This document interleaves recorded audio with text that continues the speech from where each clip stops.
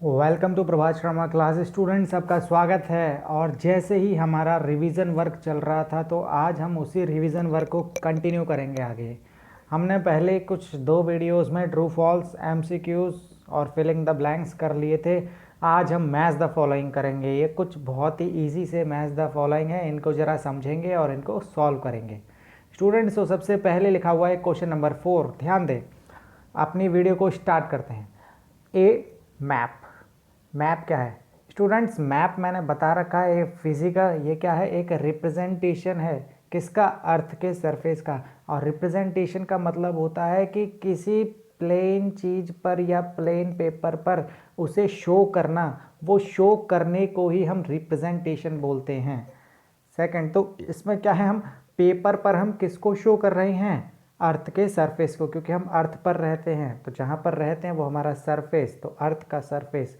और हम रिप्रेजेंट क्या कर रहे हैं? उस अर्थ के सरफेस को रिप्रेजेंट कर रहे हैं, इसीलिए उसको बोला जाता है representation of earth surface on a flat sheet of paper. इसी को ही मैप बोला जाता है। तो स्टूडेंट्स, इसका फर्स्ट मैप का जो है वो फर्स्ट आंसर है ये वाला। सेकंड, दिल्ली। नाम से पता चल रहा है ये हमारा देश की कैपिटल है, हमारा देश की दिल, यानी कि दिल मतलब बीच में होगी इंडिया के, तो ये दिल्ली है इंडिया की कैपिटल। तो ये सेकंड का आंसर है हमारा। थर्ड, अगर हम बात करते हैं, बच्चे गौर करने वाली चीज़ है ये, महावीर जैन। महावीर जैन कौन थे? महावीर जैन जो थे वो फाउंडर थे जैनिज्म धर्म के, जैनिज्म रिलीजन के फाउंडर थे। सबसे पहले वो उन्होंने ही धर्म स्टार्ट किया था। वो हमारे 24 तीर्थंकर थे, बट सबसे पहले हमारे ऋषभ देव हुए। बट प्रमोशन जो किया वो जैन, महावीर जैन ने किया। किसका किया? जैनिज्म का, जैन धर्म का। तो इसका थर्ड आंसर है जैनिज्म। नेक्स्ट जरा देखते हैं हर्षवर्धन। हर्षवर्धन जो है स्टूडेंट्स, ये एक ऐसा राजा था, ये पोस्ट मॉडर्न पीरियड में। और इसमें हमने ये पढ़ा था कि पोस्ट मॉडर्न पीरियड, उत्तर मौर्य काल में, कि हर्षवर्धन के टाइम पर एक राइटर, एक लेखक थे बाणभट्ट, जिन्होंने हर्षवर्धन की कह सकते हैं कि बायोग्राफी लिखी। और ये बाणभट्ट ही उन्होंने जाके ऑब्जर्व किया कि कैसा सिस्टम था, कैसी हर्षवर्धन के टाइम पर, हर्षवर्धन जो कि राजा था एक समय में, उसके टाइम पर कैसी सोसाइटी थी, कैसे इकोनॉमी थी, कैसी पॉलिटिक्स थी। ठीक, तो ये सारी चीज़ उसने ऑब्जर्व करी, कैसे सिस्टम चलता था उस टाइम पर, क्या रूल्स एंड रेगुलेशंस थे। तो वो सारे सिस्टम को, वो सारी चीज़ जो हर्षवर्धन ने उस टाइम पर एक्टिविटीज़ करी होंगी, तो वो बाणभट्ट ने अपनी किताब में लिखा है। तो हर्षवर्धन जो कि बाणभट्ट है, बाणभट्ट जी ने हर्षवर्धन के बारे में लिखा है, राजा के बारे में। ई पार्ट दे रखा है student, casual workers. Casual workers क्या होता है? कैजुअल वर्कर्स वो होते हैं जो क्या है, एक तरीके से कह सकते हैं कि अनएम्प्लॉयड रहते हैं कुछ समय तक, और जिस समय उनका टाइम रहता है, सीज़न रहता है, जैसे फॉर एग्ज़ाम्पल एक ऐसा टाइम जिस टाइम हमारा क्रॉप का हार्वेस्ट होता है, फसल की कटाई होती है, उस टाइम तक तो उन्हें नौकरी मिल जाती है, उस टाइम तक जॉब मिल जाती है। बट जैसे ही वो समय निकलता है कटाई का, तो फिर वो दोबारा से बेरोज़गार हो जाते हैं, अनएम्प्लॉयड हो जाते हैं। तो देखो यहाँ पर जो है ये कैजुअल वर्कर्स जो है, ये कैजुअल अनएम्प्लॉयमेंट से रिलेटेड है। तो ये फिफ्थ आंसर है इसका। तो ये थे हमारे स्टूडेंट्स कुछ मैच द फॉलोइंग। आइए ज़रा डेफिनेशंस पर चलते हैं। तो स्टूडेंट्स, सबसे पहले हमें डेफिनेशन जो दी हुई है वो है हमारे मैप की।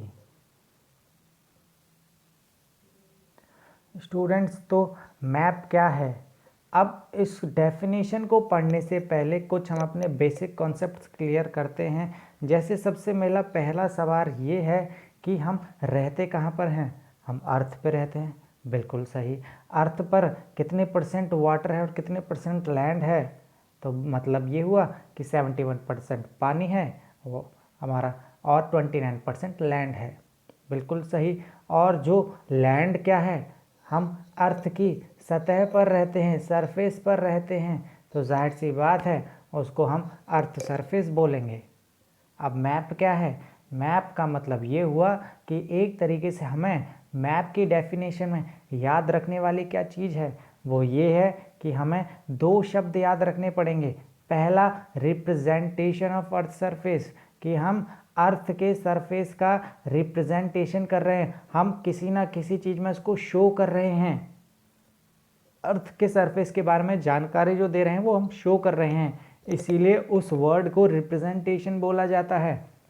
और सेकंड ये है कि हम वो रिप्रेजेंटेशन आखिर कहाँ कर रहे हैं? On a flat sheet of paper, बिल्कुल, यानी कि एक ब्लैंक शीट जो कि फ्लैट है उस पर हम अपना रिप्रेजेंटेशन कर रहे हैं अर्थ के सरफेस का अकॉर्डिंग टू द स्केल, यानी कि स्केल के हिसाब से, किलोमीटर्स के हिसाब से।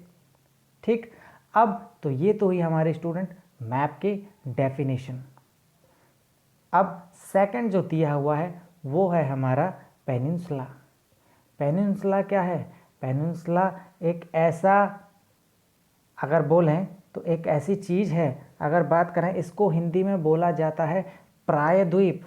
प्रायद्वीप को अगर हम समझें तो जैसे स्टूडेंट्स ये आपको दिखाई दे रहा है, ये इंडिया का साउथ मोस्ट पार्ट है, साउथर्न पार्ट है। देखो अगर समझें कि यहाँ पर इसके इस तरफ क्या है, वेस्ट में हमारा अरेबियन सी, साउथ में हमारा क्या है, इंडियन ओशन, यानी कि हमारे बात करें तो हिंद महासागर और अरब सागर वेस्ट में। यहाँ पर हम बात करें ईस्ट में तो हमारा बे ऑफ बंगाल है, बंगाल की खाड़ी।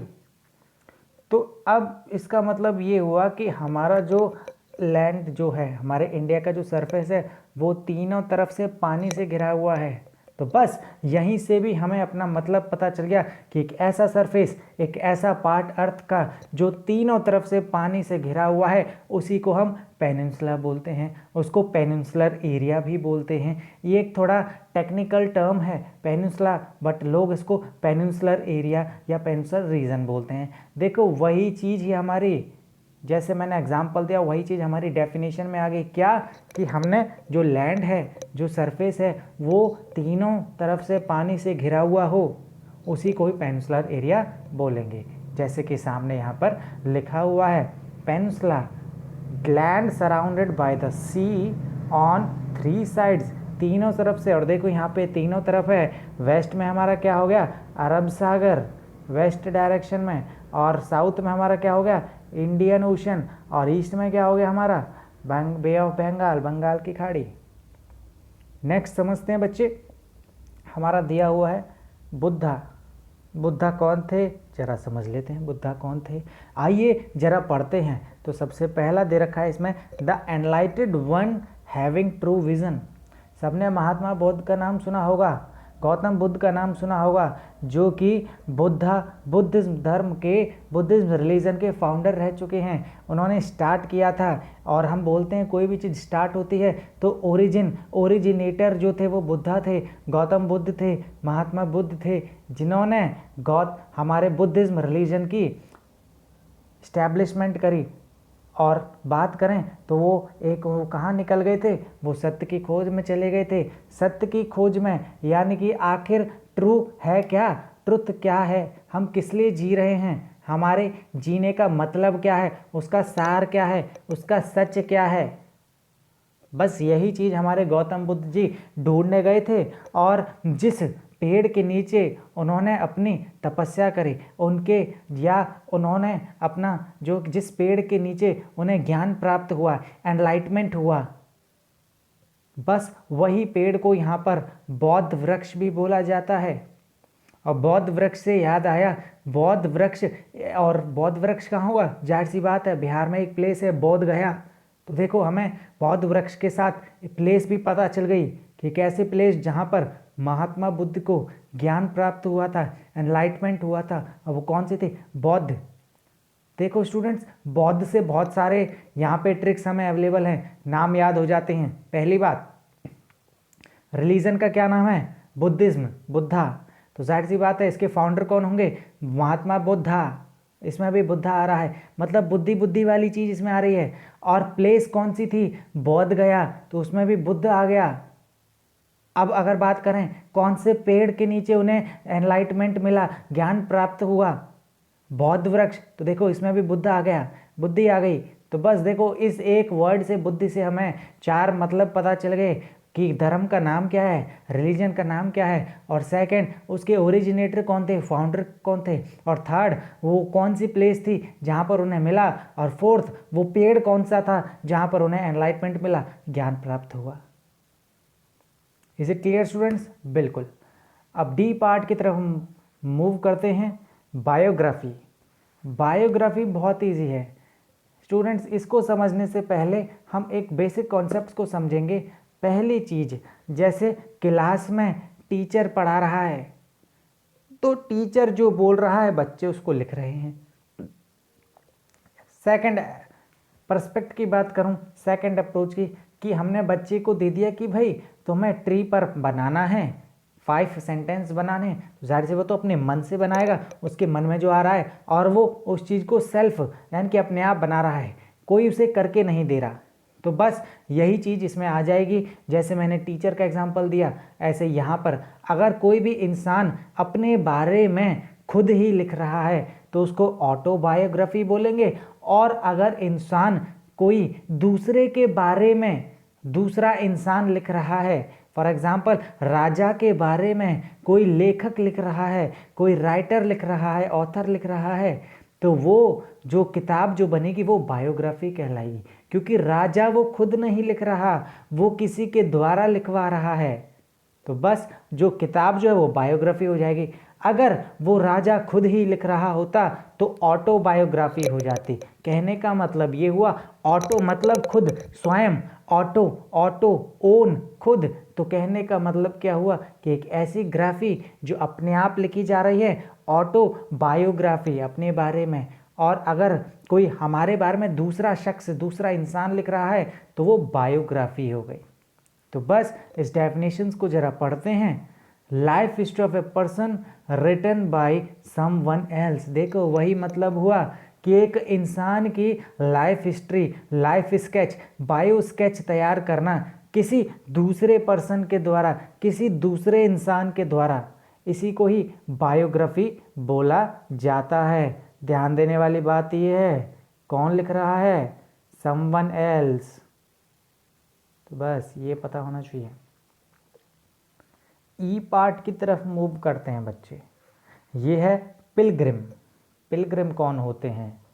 पिलग्रिम कहने को तो अगर हम बात करें, एक होली प्लेस, एक मंदिर, वो भी पिलग्रिम कहलाते हैं। बट उस मंदिर पे या एक कोई धर्म को फॉलो करते हुए एक इंसान ट्रैवल करता है, एक जगह से दूसरी जगह कोई भक्त ट्रैवल करता है धर्म को मानते हुए, तो उसको भी हम पिलग्रिम कह लेंगे। बट वो एक देश से दूसरे देश भी जा रहा है अपने धर्म को प्रमोट करने के लिए, प्रचार करने के लिए, एडवर्टाइज करने के लिए।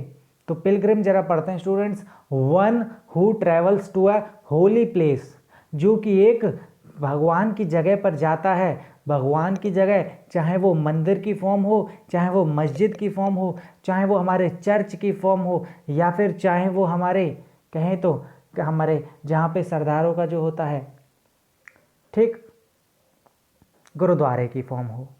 अब जरा पढ़ते हैं होली प्लेस।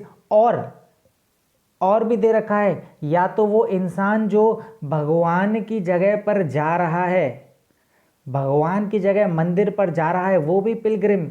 और सेकंड कंडीशन इसमें क्या दे रखा है, और श्राइन एज अ डिवोटी, यानी कि भक्त की फॉर्म में फेमस हो रहा है, भक्त की फॉर्म में जा रहा है, या भक्त की फॉर्म में दुनिया को फेमस कर रहा है, भक्ति फेमस कर रहा है, यानी कि भक्ति, भगवान के प्रति भक्ति शो कर रहा है, भक्ति का ज्ञान दे रहा है सभी लोगों को, तो वो भी हमारे क्या है, पिलग्रिम में आ जाएगा। तो ये थी कुछ डेफिनेशंस जो कि वाकई में मैं समझता हूँ, उम्मीद करता हूँ कि अच्छे से समझ में आ गई होंगी।